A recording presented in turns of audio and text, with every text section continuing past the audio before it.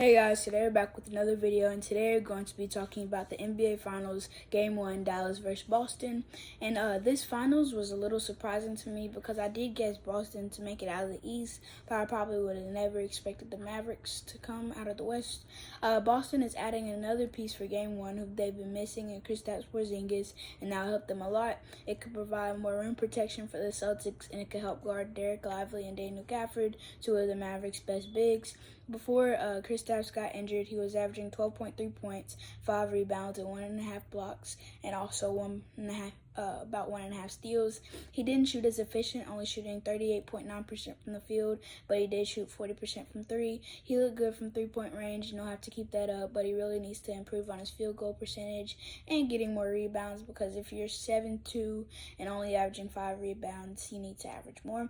With him coming back, that would really help the Celtics. The man who has stepped in for him is Al Horford, and he hasn't done bad himself. Throughout the whole playoffs, he's been averaging about 10 points, over 7 rebounds, and almost 2 assists while shooting 47% from the field and almost 35% from 3. He stepped it up while Kristaps has been out, and he needs to do the same thing in his role off of the bench. For the Mavericks, they have Derek Lively and Daniel Gafford as their bigs, and they have been really good too. Daniel Gafford is starting, and he's averaging about 9 points, 5 rebounds, and 2 blocks a game while shooting an efficient 61.4% from the field. He needs to continue playing like this, and the Mavericks will feel pretty good with that. Derek Lively has also been doing pretty good off the bench, and he did really good last series in particular against the Timberwolves, and he averaged 9.5 points, 7.8 rebounds, 2.5 assists, and 1.5 blocks while shooting perfect from the field with 4 attempts a game. He's done really good off of pick and rolls, and he's helped the Mavericks down in the paint. At the guard positions, the Mavericks have Luka Doncic and Kyrie Irving in their backcourt. They both have been doing great, and they've been very impactful for the Mavericks winning. Luka's averaged 32.4 points, 9.6 rebounds, 8.2 assists, and 2.2 steals while shooting 47.3% from the field and 43.4% from 3. Those are some crazy numbers, and it will be hard for the Celtics to stop him. Kyrie Irving has also had a really good playoffs, and he's been really good, averaging 27 points, 4.6 assists, and 3.6 rebounds while shooting 49% from the field and 37.5% from 3. That was last series against Minnesota, and a little bit before that he struggled a little bit, but he still did really good. He's probably the best sidekick in the league for Luka, and if it were anyone else, I don't think they would mesh well together. For the Celtics, they have 2 defensive-minded guards, and that could help them stop the Mavericks' backcourt. Jrue Holiday and Derek White have both been candidates for defensive first team and second team throughout most of their career. Jrue Holiday has been on the all-defensive team 6 times, and he'll be guarding either Kyrie or Luka, and it'll be a good matchup to see. The last series, he did really good, averaging 18.5 points, 7.3 rebounds, almost 6 assists, and 1.5 steals while shooting almost 59% from the field and almost 42% from 3.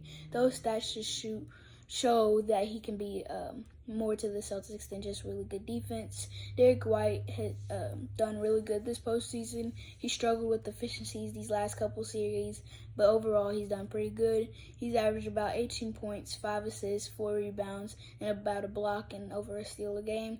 He's also been shooting 47.1% from the field and 40.7% from 3. So if Jason Tatum and Jaylen Brown aren't having a good game, he might be the one to step it up for Boston. Jason Tatum and Jaylen Brown have been the Celtics' best 2 players, and they have to step it up in the finals if they want their team to win. The last series against Indiana, Jason Tatum did really good, and he averaged 30.3 points, 10.3 rebounds, and 6.3 assists. He shot 46.3% from the field and 30.6% from 3, which is something that he will have to work on and have to do better at, just like his turnovers and fouls. He's averaging 3.3 turnovers and 3.8 fouls, which is not good, and he'll have to stop fouling as much, because if he's in foul trouble or fouls out, the Celtics will really miss having him in close games at the end. Those turnovers will also end up being a problem, because all of those turnovers could be made shots at the other end. Jaylen Brown has also done really well for the Celtics this postseason.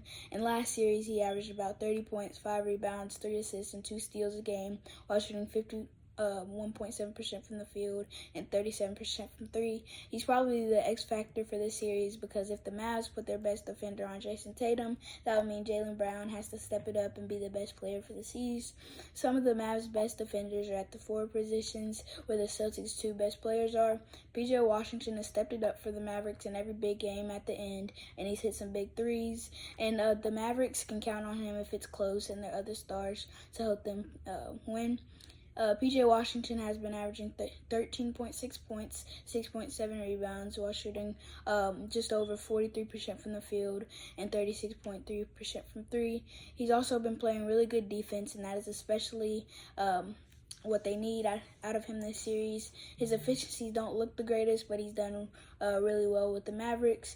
Derrick Jones Jr. has been the other really good defender, and he's done a terrific job this postseason. He's averaged about 10 points, 4 rebounds, and over a block a game. He's also shot pretty efficiently, and he shot 49% from the field and almost 40% from three. He can play really good defense on who will probably be Jaylen Brown and everybody else he guards. Overall, this series will be good and fun to watch. The odds are in favor of Boston, but I think Dallas has a really good chance to win.